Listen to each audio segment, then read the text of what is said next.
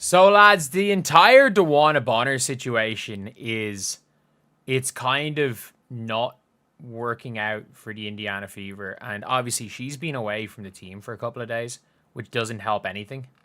Which does not help anything at all. The Indiana Fever store is not fulfilling orders for DeWanna Bonner jerseys. So it looked like DeWanna Bonner is currently in the headline for removing all Indiana Fever posts from her social media accounts. Guys, this is getting concerning. The Indiana Fever just dropped a major hint that big changes are coming, and yes, it starts at the top. After a brutal 88-77 loss to the Golden State Valkyries, the message couldn't be clearer.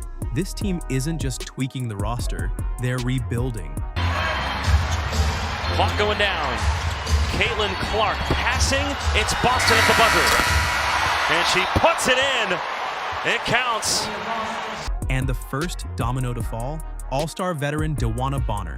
Her ongoing absence, no longer just personal reasons. It's looking more like a silent exit plan as the Fever move to build this franchise completely around Caitlin Clark. Let's talk about what's really happening behind the scenes. Because this isn't just about missed games, this is about a shift in power, a change in identity, and the beginning of a new era for Indiana. Let's break it down in 5 explosive, controversial points. It's been 3 games. No Bonner, no explanation, no visible support from the bench. Just gone. DeWanna Bonner, there are more important things than basketball. There are much more important things than basketball. And look, if there are bigger things for DeWanna's, like, there are bigger things in DeWanna's life than basketball. And look, if she can't be with the team, there's support. Like, there's very much a thing where I'll support DeWanna Bonner, the person. Like, seems genuinely like a class act. During a critical West Coast stretch where the Fever desperately needed leadership. At first, fans were patient, but now, this absence feels strategic. The team's been completely silent, and when a veteran like Bonner goes MIA and there's no effort to clear the air, it means something's going down behind closed doors. Let's face it, Bonner hasn't exactly meshed with the new Clark-led core. Her numbers were solid, sure, but her fit? Awkward. You know, DB is somebody that, he's a Hall of Famer, like a legend, not only a good basketball player, a great person, a great leader. The strongest voice in our locker room is hers. And it's fun to have been around here now for about a month just to get to learn from her and soak it in. And I'm really happy she got to do it at the free throw line and all the fans could go crazy and cheer for her because she certainly deserved that moment. And it was really awesome to see and be a part of. And now, with her unavailable and Indiana scrambling to fill the roster, it looks like the team has made its decision. Move on, move forward, build fresh. The loss to the Valkyries wasn't just another L on the schedule, it was a red flag. The Fever got outplayed, out-hustled, and out-coached, and it all pointed to one brutal truth. This roster, as constructed, isn't enough. There's no interior presence, no rebounding dominance, no backup when Caitlin Clark gets swarmed, and with Bonner out and Demiris Dantas leaving for international duty, Indiana is on the verge of collapse. But instead of panicking, the front office is flipping the switch. The message is clear. Out with the old, in with the new. This team isn't waiting for Bonner. They're not begging veterans to return. Here it is again. And just uses that speed to blow by the defense. They're building this squad from the ground up. Around Clark, around Sophie Cunningham, around players who show fire, energy, and want it. Let's not dance around it. The Indiana Fever are no longer a veteran-led team. That ended the moment Caitlin Clark walked through the door. Now we're seeing the front office finally admit it. They're not trying to make this team fit Bonner's pace or Dantas's old-school post style. They're building around Clark, period. And why shouldn't they? She's the one bringing sellout crowds. She's the one keeping this team relevant in the national conversation. Here's Clark. Wow! You bet! From beyond the logo! And a little point afterwards! But what people don't talk about enough is how hard you have to work to be able to be that good. All the hours that she's spent perfecting her craft. Retreating, firing, and hitting! So she can do that! She's the one dropping 30-point nights, dishing 9 assists, and pulling down rebounds like a 6'5" center. The Fever know they have the future of women's basketball on their roster.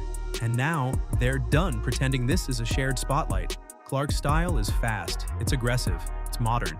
She spaces the floor, drives tempo, and lives off quick reads and ball movement. You need slashers, shooters, switchable defenders, and players who can run, not slow-footed forwards who clog the paint and stop the flow. And that's why Bonner's absence isn't just bad timing, it's a convenient pivot point. In regards to the DB situation, here is what the coach said. So, you're not just taking it from me. How is she doing? Is there any timeline for her return? Yeah, she's doing well. She's doing well. Again, no timeline. I think it's day to day, and for us to just make sure that we're continuing to be supportive of DB. The Fever aren't going to say it outright, but actions speak louder than PR spin. By not begging Bonner back, by preparing to use the hardship rule, and by seeking a new addition instead of waiting, Indiana is choosing the Clark era, not the Bonner extension. And that's how dynasties begin, by embracing your identity, not resisting it. Let's be real, this isn't just about plugging a roster hole, it's about making a statement. When your rotation is down to 9 players and your veteran star is nowhere to be found, you don't just get by, you pivot big. And that's exactly what the Fever are about to do. The WNBA's hardship exception gives them a golden opportunity to reshape their roster, and insiders know this is a chance they won't waste. We've already seen Indiana pull off a smart hardship signing earlier this season. Ari McDonald stepped in and looked solid, but this time, the stakes are even higher. They don't need just another body.